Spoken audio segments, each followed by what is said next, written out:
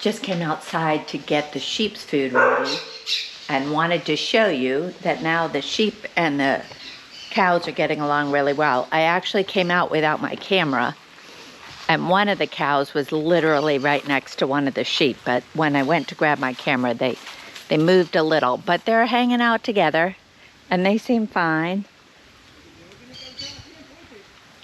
And everyone's eating, so all seems good. So that's a nice adjustment. It's been a couple of days. The sheep will come closer to me, but the cows won't. Although this one cow has let me touch him a couple of times. And little Sal is in his shelter, hanging out. Okay, I do have one big complaint. Remember last week I showed you that giant cane toad? Well, he seems to spend a lot of time on my patio at night. And this is how I know. He's pooping all over my patio. There's more over by the car. Under the chair. At first I thought it was one of the dogs, and it didn't look quite right for a dog poop, especially these big dogs out here. Not that they're huge. Oh, there's another one right there. So now I have to go around and clean up my patio from toad poop.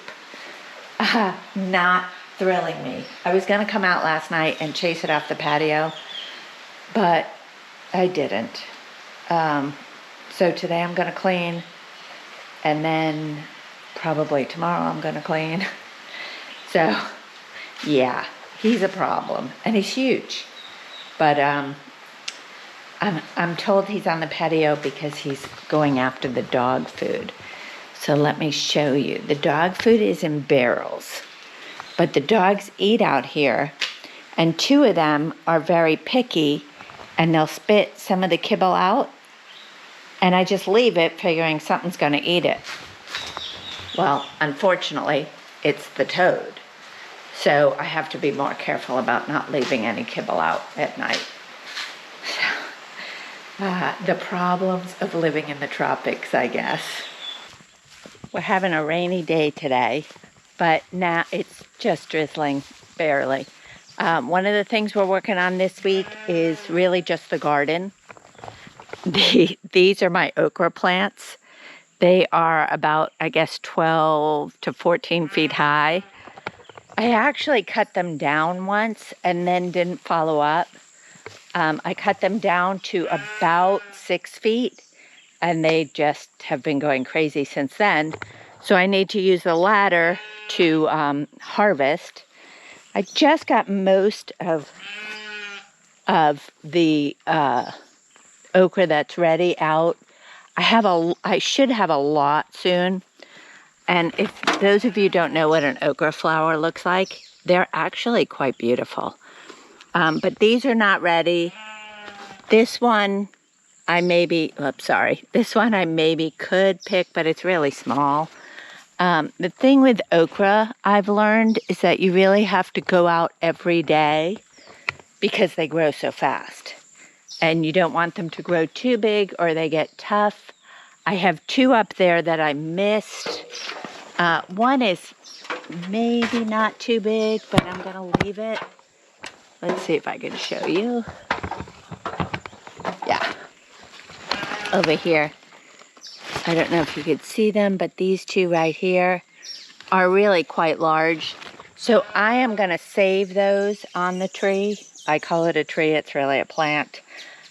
But they look like trees here. And I am gonna use those for my seeds for next year. So I'm trying not to let that happen again.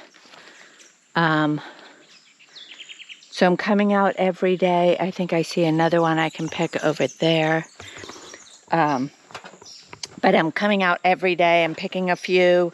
And then probably every 3 days I'm cooking with them. So 2 days ago I made an Indian okra sauté dish, but it was way too spicy for me.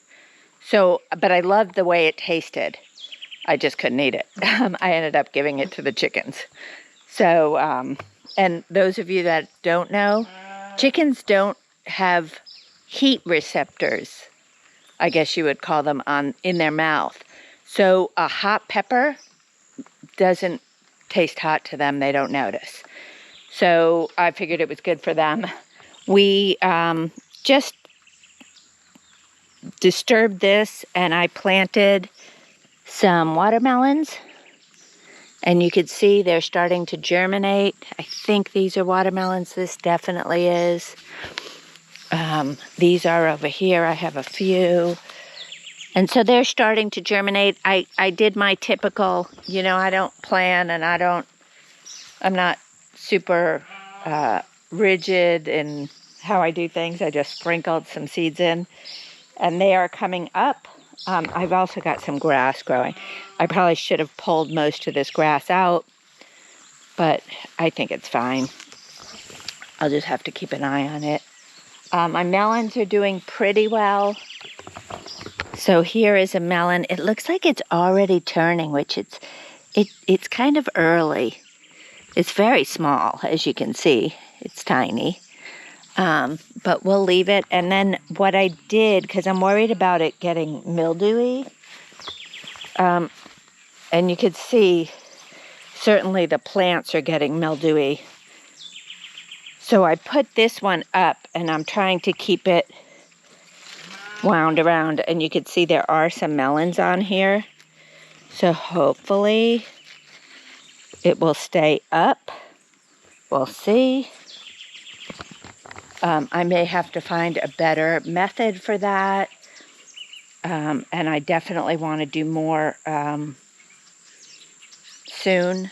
So typically the season for things like melon, watermelon, pumpkin is to plant now, so that when the fruit is actually developing, it's drier and we don't get this mildew problem.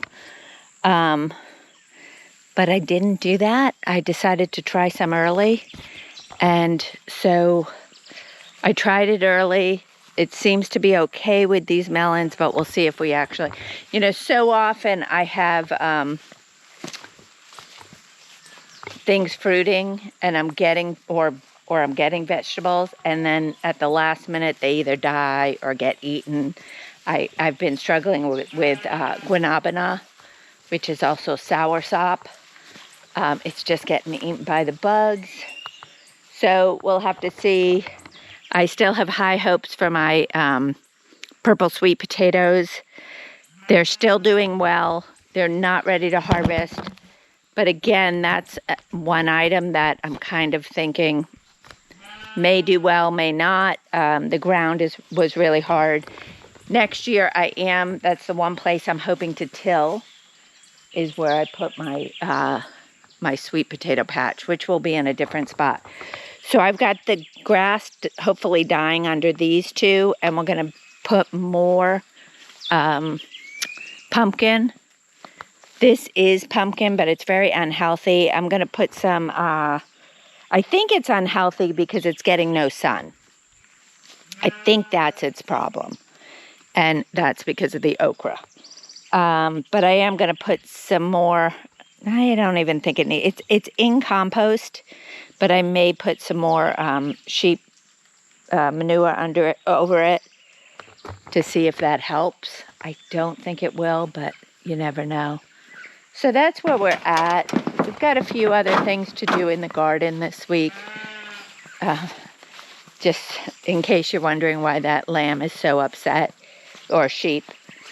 That is my wither, and he is the only one I have left with the sun sensitivity, and the one I call my pet.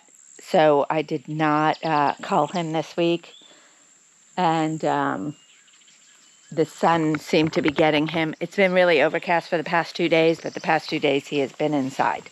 These peppers do so well, and I just don't love them. I really want bell peppers, because bell peppers I can use in a lot of more different things. These are great as a seasoning, chopped up with onions, garlic, What they do here a lot is marinade with onions, garlic, these peppers, or hot peppers if people like that, but a lot of people don't here. So these peppers, onions, garlic, a little soy sauce. I think they put in a little vinegar, salt, pepper. But that's what these peppers are good for. And I would love to be able to make like a red pepper, roasted red pepper to put in a sandwich, or roasted red pepper soup, things like that. And I've tried to roast these. You can do it, but they're just so tiny, it's really time consuming. Now, I have at least 2 broody hens, I think. I'm heading down there right now. Everyone else will probably be in the, what am I trying to say? Will be in their shelter, in their coop. But these 2 are probably still sitting on nests. I left them on nests all day, although I did take the eggs out from under them. Hopefully there's a couple of eggs in there as well, because I'm going to let them sit on nests. Now, it wouldn't be my little tropical farm if I didn't say every week that it's always an experiment. So this morning, I tried to put one of those hens on a nest where I wanted her to lay the eggs, and it didn't work. So I asked Ulysses, what am I supposed to do? I think I'm supposed to cover them for a couple of days. And he said, yes. So we're sacrificing my little laundry basket. And we're going to go in and see. Like I said, I have 2. I only have 1 laundry basket. If it works, if she still looks like she's getting settled by morning, I'll go buy another one. I'll actually buy another 2. 1 for me and 1 for them. I desperately need more chickens. I actually need some now, but I am going to wait. And once these guys lay a few eggs, I am also, oh, it does look like I have only 1. I am also going to go, as soon as 1 hatches, I'm going to run to the store and buy a couple of day-old chickens and stick them under her. Because these guys are a mix between the local chicken and the good laying chickens. And I'm getting significantly fewer eggs than I used to. I think it's a combination of my egg laying hens that I bought are older. And my other hens are mixes. And they just don't lay as frequently. So, that's why one of my sisters said to me, chickens lay eggs every 25 hours. And it's not cut and dry like that. It really depends a lot on the breed of the chickens, as well as the chicken's age, all kinds of things. So I do need some that lay consistently every day. And so I'll buy some. But meanwhile, I'm going to take this chicken, put her where I want her to be. I do have some extra eggs, so I'll take one of the smaller eggs. She's funny. She's the one that laid most of my chicks last time.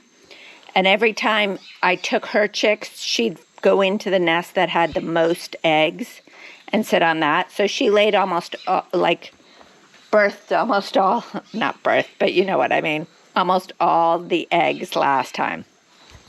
So I am going to put her, what I would like her to do is sit over here, and I'll close off this room, and I need to close it up better because you can see there are gaps where baby chicks could get out. And I've got to fix this up here. But that's a project. Meanwhile, she's got to sit on eggs for at least 21 days. Probably a little longer because I'm only going to put 1 egg under her right now. And we'll get that started. So we'll see if my laundry basket will work. But there is a chicken that's been laying eggs in here, so I think it will work. I think I just need to I'm not sure how wet the ground will get.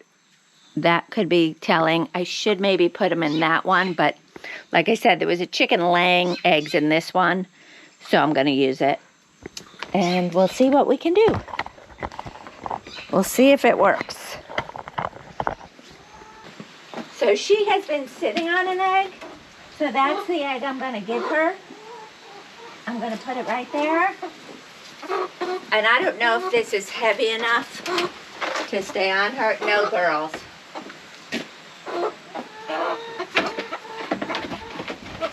No. I mean, I don't want to hurt her. But we might try that.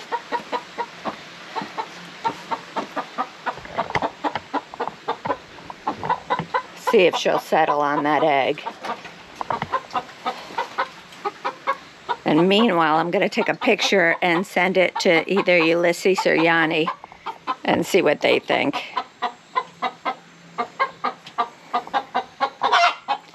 She is not happy.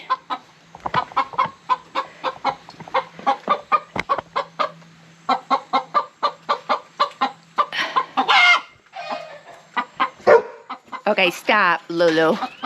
Lulu and Punky are very interested.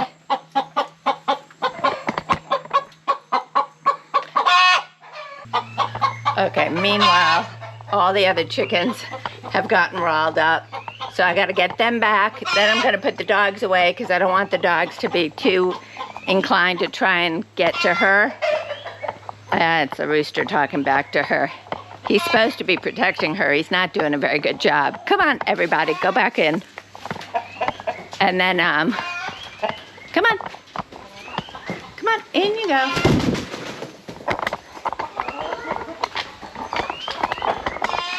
And then I'm gonna, after I get the dogs in, I'll finish my evening chores. This is never easy. This is not the way it's supposed to be closed.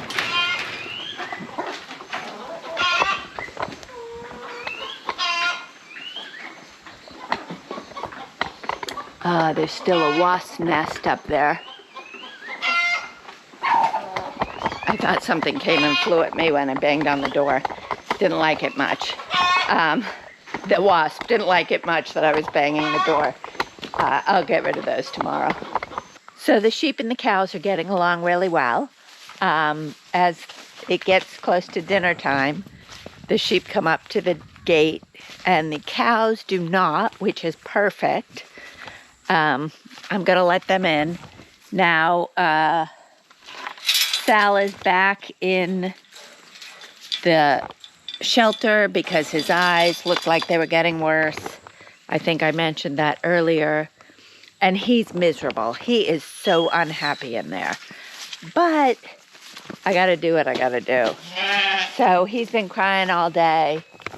And the sheep are ready to eat. So I'm gonna put this down. There are the cows. You can see them right past the sheep temporary shelter. I'm gonna put this little fence up, open the gate, let them in. I think that's Purple's already trying to push her way in, and we'll get them situated.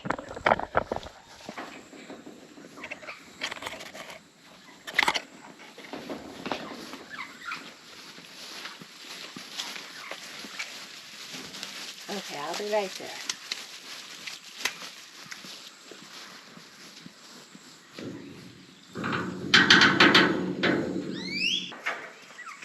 No. Come on. Come on, girl. Come on, big guy. Come on. I got food. Go. I got food.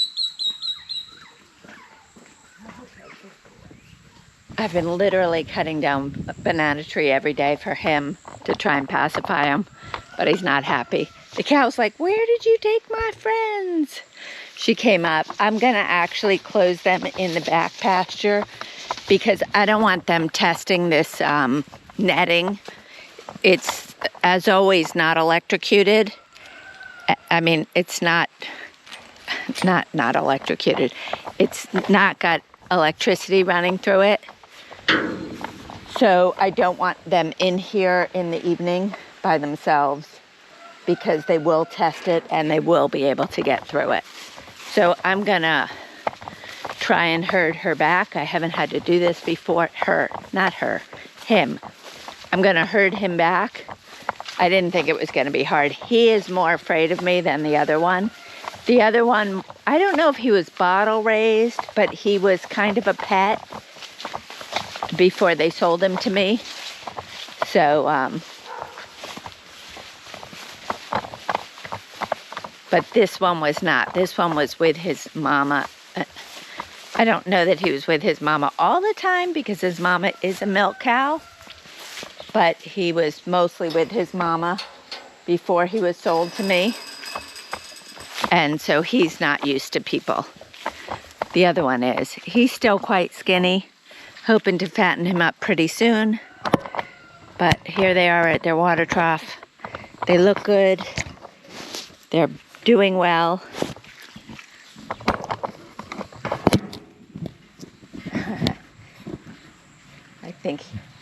I think they're getting used to the sheep and wondering where the sheep are going. And what I just gave them to eat, if anyone's interested, is alfalfa. So I wet their alfalfa because they're alfalfa pellets. And they're eating that. And then, see, he's quite itchy. I'm glad I'm keeping him inside.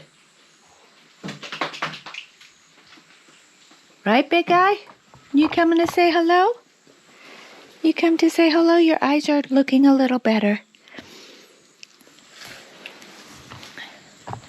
So I'll probably keep him inside. Last time I think I kept him inside for 4 days, and it just wasn't really enough. Gosh, I don't know if I could hear him crying for 4 or 5 days. Today is day 2, and he has cried all day long for the past 2 days. I was gone for a little while today, but he just cried nonstop. So I'm gonna try for at least 5 days. Supposedly, if my understanding is correct, and I'm not positive it is, they get this sun sensitivity from eating toxic plants or toxic to them. And what happens is they then can't process it. It affects their liver, and then they get sun sensitivity. So with their liver being affected, they supposedly, if you catch it early enough, which I hope I did with him, they can heal. And if you don't catch it early enough, they won't heal. So that was my feeling with the other sheep, was that I wasn't told in the beginning to keep them inside, to let them heal, let them get the toxins out of their system. And so I think they were just too severely damaged. So with this guy, I'm trying to be more cautious. At the same time, he's miserable being inside by himself. So it's a balance. So last time I kept him in for 4 days, he had lost the hair around his eyes. I did not wait for it to grow back. I just waited for it to look like it was healing. And it did, so I let him back out. He was outside some really sunny days. And finally, after about 3 days of that, it looked like it was getting irritated again, so I put him back inside. So this is day 2. His eyes look better. But like I said, I'm going to try for 5 days, maybe longer, and we'll see if we can get him better. Thank you for joining us this week. If you like this video, please give us a thumbs up. And if you want to follow along as we homestead here in Panama, please hit the subscribe and click the bell so that you're notified when our next video comes out. We'll see you next week. Bye.